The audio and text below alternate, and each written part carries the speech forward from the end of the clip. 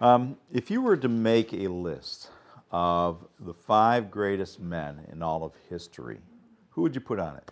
Jesus Christ. Jesus Christ. That one was very obvious. And I don't think that anybody that even stopped and thought for a minute wouldn't recognize that he is the greatest man, the greatest person in all of history. And even those that aren't Christians would have to recognize that if you're going to put somebody has the most influential person in all of history, it would have to be Jesus Christ from just strictly an objective standpoint of how his life impacted the world. It'd be interesting if you did go out and ask people who you considered to be the 5 greatest people, the most influential men or women in all of history, who they'd come up with. It'd probably be an interesting thing to throw on Facebook sometime. And, you know, I would suspect that people would choose whatever their kind of interest in life is, and most of those kind of things always end up skewed by the most recent people in history. But if I was going to put a list of the 5 greatest people in history, certainly Jesus Christ would be at the top, but on that list, I'd have to add Moses. I would have to add Moses as one of the greatest men of all history and certainly the most influential. And you can stop and think about why that would be, but we're going to begin a look at the life of Moses this evening. And we're not going to cover his whole life today, that's for sure. But you can go to Genesis chapter 12. Now, if you could manage it, you could put a marker in Genesis 12 and one in, no, okay. Actually, you could put a marker in Exodus chapter 1, Acts 7, and if you've got a third marker, you could put it in Hebrews, because we're going to be going to all 3 of those places. We're going to Genesis chapter 12 because Moses, of course, comes out of Egypt. And I thought you might like to see the first place that Egypt is mentioned in the Bible. In Genesis chapter 12 and verse 1, "Now the Lord had said unto Abram, Get thee out of thy country, and from thy kindred, and from thy father's house, unto a land that I will show thee. And I will make of thee a great nation, and I will bless thee, and make thy name great, and thou shalt be a blessing. And I will bless them that bless thee, and curse him that curseth thee, and in thee all the families of the earth, in thee shall all the families of the earth be blessed. So Abram departed, as the Lord had spoken unto him, and Lot went with him. And Abram was 75 years old when he departed out of Haran. And Abram took Sarah his wife, and Lot his brother's son, and all their substance that they had gathered, and the souls that they had gotten in Haran, and they went forth into the land of Canaan, and into the land of Canaan they came." Okay. "And Abram passed through the land unto the place of Sichem, unto the plain of Morah, and the Canaanite was then in the land. And the Lord said unto Abram, and the Lord appeared unto Abram, and said, Unto thy seed will I give this land, and there builded he an altar unto the Lord who appeared unto him." And we'll skip down, verse 10. "And there was a famine in the land. So Abram gets to this land that God tells him to go to. He gets to that promised land. And when he gets there, shortly after he arrives, there was a famine in the land. And Abram went down into Egypt to sojourn there, for the famine was grievous in the land." Now, so he is in the promised land, right? And what happens? A famine. And so a famine comes up, and where does he go? because of the famine. Does that remind anybody of anything that happens later? Yes. Okay. Jacob is in that land, in that promised land. There he is with his sons, and a lot of events happen with his sons. But then a famine happens, and that famine ends up driving them where? Egypt. To Egypt. Isn't that interesting? Verse 11, and it came to pass when he came near into Egypt, that he said unto Sarah his wife, Behold now, I know that thou art a fair woman to look upon. Therefore it shall come to pass that the Egyptians shall see thee. They shall say, This is his wife, and they will kill me. But they will save thee alive. So I pray thee, thou art my, say I pray thee, thou art my sister, that it may be well with me for thy sake, and my soul shall live because of thee. And it came to pass that when Abram was come unto Egypt, the Egyptians behold the woman, that she was very fair. The princes also of Pharaoh saw her, and commanded her before Pharaoh, and the woman was taken into Pharaoh's house. And he entreated Abram well for her sake, and he had sheep and oxen, and so on and so forth. So, this is one of two occasions where Abraham tells Sarah to say that she is his sister, which she was. That was true. She was his half sister.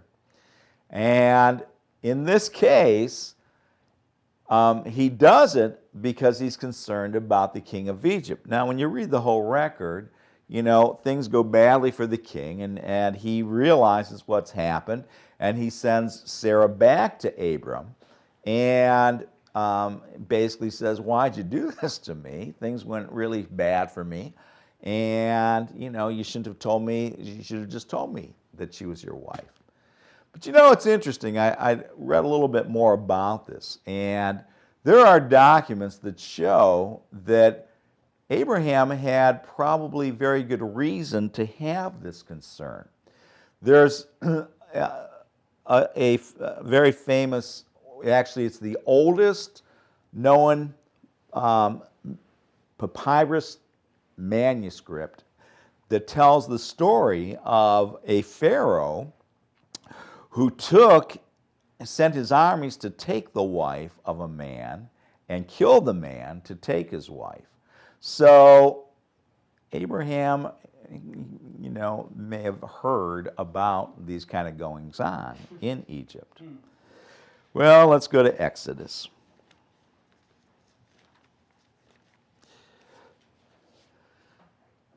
Exodus chapter 1, verse 6.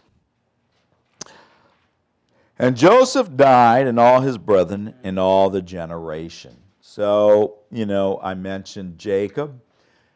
And Joseph had, if you're familiar with the record of Joseph, he had come to Egypt. He had been sold into slavery there. And a lot of things bad happened for Joseph, but eventually God sees him to the place where he ends up being the second only to Pharaoh in all of Egypt. And the Pharaoh has great respect, great love for Joseph. And again, his brethren come in, the whole family ends up coming into Egypt, and they're all very well taken care of there. But then Joseph dies and all that generation. Verse 7. And the children of Israel were fruitful and increased abundantly and multiplied and waxed exceeding mighty, and the land was filled with them. You go from verse 6 to verse 7, and it seems like one event is right on the heels of the other. But there's hundreds of years that are in that time period there. Hundreds of years are covered by that, and the children of Israel were fruitful. From the time of Joseph and that generation to the point in time that we pick up here, hundreds of years have transpired. And Israel becomes fruitful. There becomes a lot of them. God blesses them. And they multiplied and they're strong. And it says the land of Egypt was filled with them. Verse 8. Now there arose up a new king over Egypt, which knew not Joseph. Generations have passed, and the fame of Joseph has died out. And certainly the gratitude for Joseph has left. And now this Pharaoh that's around at this point in time that this record is covering, he doesn't know of Joseph, doesn't care about Joseph. All he knows is that suddenly he looks around and the land is filled with Israelites. They've gone from, a man and his 12 sons to this nation of people now.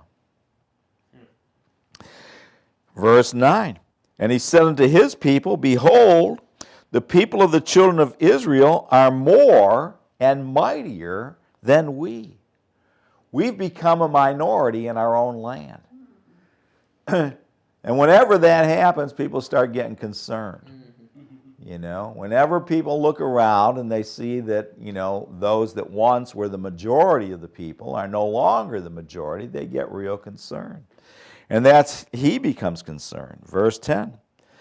Come on, let us deal wisely with them, lest they multiply, and it come to pass that when there falleth out any war, they join also unto our enemies and fight against us, and so get them out of the land. We need to do something because these guys are going to take over. They're going to join themselves to one of our enemies, and they're either going to leave or they're going to push us out, one of the two. Verse 11, therefore they did set over them taskmasters to afflict them with their burdens. And they built for Pharaoh treasure cities, Pithom and Ramses. So they press them into slavery. They make the children of Israel slaves to the Egyptians, and they make their slavery hard. Verse 12, but the more they afflicted them, the more they multiplied and grew. No matter what they tried to do to stop them, the harder they made things for them, the more they multiplied, the more they became the people of the land, and they grew. And they were grieved because of the children of Israel. And the Egyptians made the children of Israel to serve with rigor, with hardness. They made their slavery hard. They were cracking the whip over them. They were making them work hard. They were making life be as hard for them as they could. They were just giving them not just hard work, but everything they could do to make life miserable. Verse 14, and they made their lives bitter with hard bondage. Bitter. Their lives were bitter. This is God's people. These are God's people. And now their lives have become bitter. And the hard bondage in mortar and in brick and in all manner of service in the field. All their service wherein they made them serve was with rigor. So whether they were working out in the fields, pulling the weeds and plowing up the land, or whether they were building the pyramids or building other great buildings, whatever it was that they were doing, life was hard. Verse 15. And the king of Egypt spake to the Hebrew midwives, of which the name of one was Shiphrah, and the name of the other was Puah. Now, that doesn't mean there are only two midwives to cover all of these people, but these two in particular are singled out. And he said, when you do the office of a midwife to the Hebrew woman, and see them upon the stools, birthing stools, if it be a son, then you shall kill him. But if it be a daughter, then she shall live. They were trying to control the population, and he told them, the midwives, that when you go in there to help a woman have a baby, if it's a son, then kill him. You can let the women live. We'll put them in our courts. We'll do whatever we want with them, but kill the sons.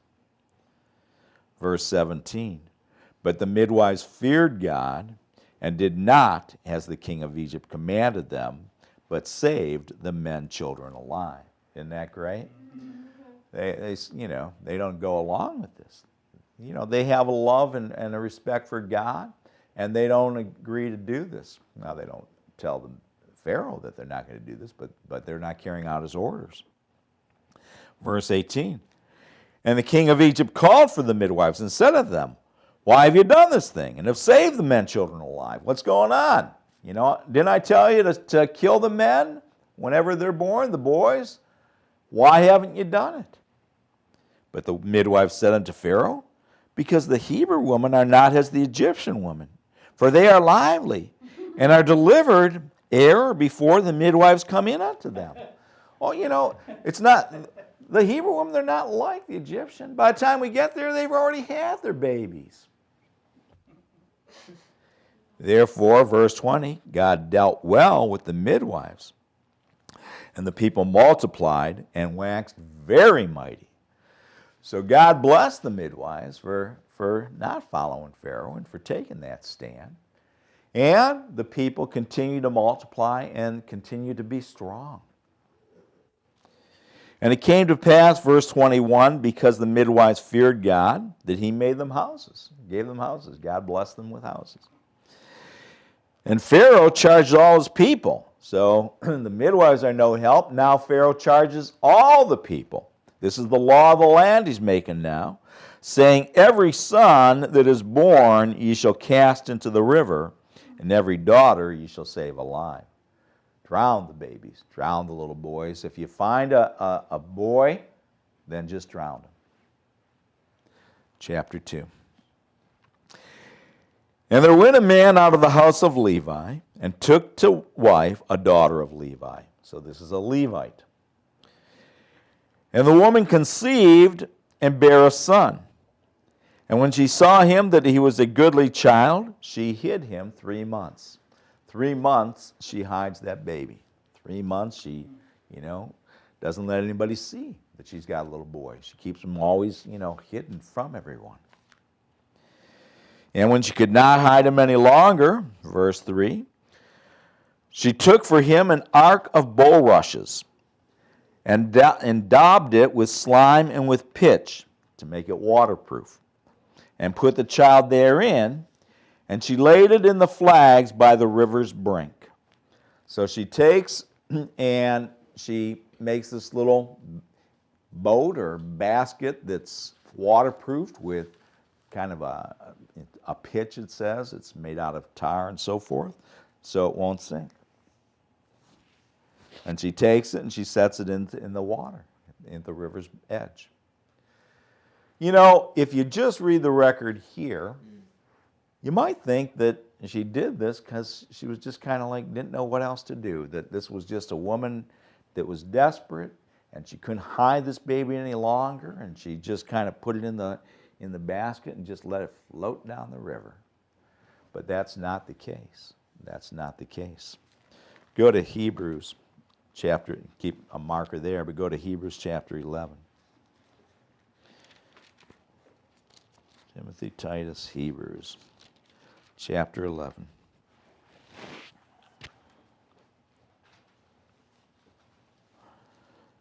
Verse 23. By faith, by believing, Moses, when he was born, was hid 3 months of his parents, because they saw he was a proper child, and they were not afraid of the king's commandment. This was not the act of some of his parents being afraid. It says that they did these things by believing. By believing. Look at Acts chapter 7.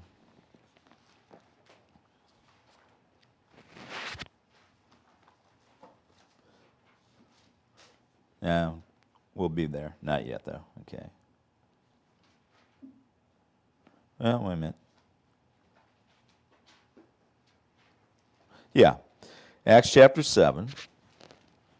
We'll pick it up and get the context. Verse 17. But when the time of the promise drew nigh, which God had sworn to Abraham, the people grew and multiplied in Egypt, till another king arose, which knew not Joseph. The same dealt subtly with our kindred, and evil entreated our fathers, so that they cast out their young children to the end that they might not live. In which time Moses was born, and was exceeding fair, and nourished up in his father's house 3 months. And when he was cast out, Pharaoh's daughter took him up and nourished him for her own son. All right, go back to Exodus.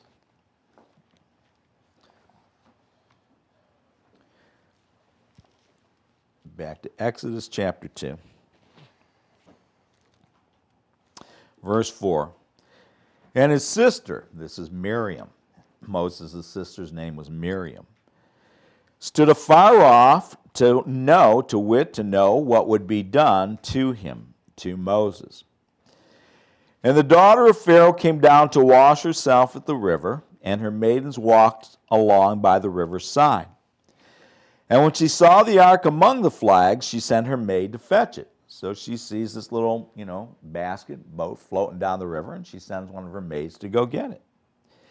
And when she opened it, she saw the child, and behold, the babe wept. And she had compassion on him and said, "This is one of the Hebrews' children." So this is the Pharaoh's daughter. And she sees the child. Now, do you think she knew what her father's instructions, commandment were? Yeah.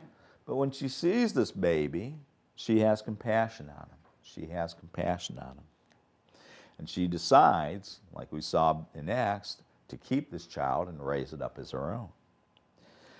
Then said his sister to Pharaoh's daughter, this is Miriam speaking, "Shall I go and call to thee a nurse of the Hebrew woman, that she may nurse the child for thee?" Sharp girl, huh? She says to the Pharaoh's daughter, you want me to go find a nurse to take care of the baby for you? She can nurse it and raise it. She can be right there to take care of the baby. And Pharaoh's daughter said, "Yeah, that's a good idea. Go." And the maid went and called who? Her mother. The child's mother. She goes and gets Moses' mother. She goes and gets Moses' mother. Pharaoh's daughter, she just thinks it's some woman that, this little girl, whoever this little girl might be, is going to come and find a nice nurse to take care of the baby, to nurse it, to raise it, to change it, to love it. And there it is. God does all of this stuff. This was not just a good break. This was God's direction. This was God giving revelation. This was people doing things with believing, and God telling them what to do, and God working in them so that he could take care of Moses. And so that this wonderful baby would turn out to be this great Moses that would deliver his people. Verse 9. And Pharaoh's daughter said unto Moses' mother, "Take this child away and nurse it for me, and I will give thee thy wages." So she's getting paid to raise her own children. Even the state of New York won't do that one. She's getting paid to raise her own child. And the woman took the child and nursed it. And the child grew, and she brought him unto Pharaoh's daughter, and he became her son. So Moses' mother is right there taking care of Moses along with the rest of her family. And they're there, and then when the child gets to be of age, he's turned over to Pharaoh's daughter, and he now becomes the son of the Pharaoh's daughter. And she called his name Moses, and she said, "Because I drew him out of the water." And it came to pass in those days when Moses was growing, that he went out unto his brethren, and looked on their burdens. And he spied an Egyptian smiting a Hebrew, one of his brethren. And he looked this way and that way, looked around to make sure nobody saw him. And when he saw that there was no man, he slew the Egyptian and hid him in the sand. So here's this Egyptian that's whipping one of the Hebrews. You know, I said they were really rough on him. And when he sees this, when he sees him beating this Hebrew, he knows that this is his brethren. Now he's been raised like an Egyptian. He's raised with all the privileges and the rights of a child in Pharaoh's family. But when he sees this going on, who does he side with? The Hebrew. And when he went out the second day, behold, two men of the Hebrews strove together, and he said unto them that did the wrong, wherefore smitest thou thy fellow? Hey, why are you guys beating up on each other? That's not right. Verse 14. And he, one of those guys that was beating the other one, said, who made thee a prince and a judge over us? Well, God did, but they didn't recognize it yet. Intendest thou to kill me as thou killed the Egyptian? Well, I guess somebody saw it, right? And Moses feared and said, surely this thing is known. Whoa, everybody does know this. Now when Pharaoh heard this thing, he sought to slay Moses. When word gets back to Pharaoh, you know, and it might have been this Hebrew that got word back to him, I don't know. But when word gets back to him, he decides he's going to kill Moses for doing this. But Moses fled from the face of Pharaoh and dwelt in the land of Midian, and he sat down by a well. Now, yeah, I think we better hold our marker there and go to Acts chapter 7 again. Acts chapter 7.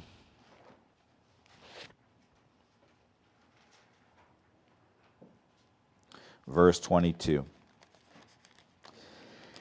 And Moses was learned in all the wisdom of the Egyptians and was mighty in words and deeds. When it says Moses was learned in all the ways of the knowledge of the Egyptians, that would be quite an education. Okay? As a child in Pharaoh's house, he would have private tutors. But the Egyptians were the greatest civilization of the time and still are renowned in all of history for being a great civilization. And their knowledge was widespread. And beyond the private tutors that Moses would have had, in all likelihood, he would have been sent to a university because history tells us that Egypt had universities at the time, that their education went to that level. So Moses would have gone to the Harvard or the Yale of Egypt back then. He would have studied chemistry, physics, math, astronomy. He would have studied all the different, languages that were known at that point in time. All of these things would have been ways that he was learned. Verse 23. And when he was a full 40 years old, it came into his heart to visit his brethren, the children of Israel. And seeing one of them suffer wrong, he defended him and avenged him that was oppressed and smote the Egyptian. For he supposed his brethren would have understood how that God by his hand would deliver them, but they understood not.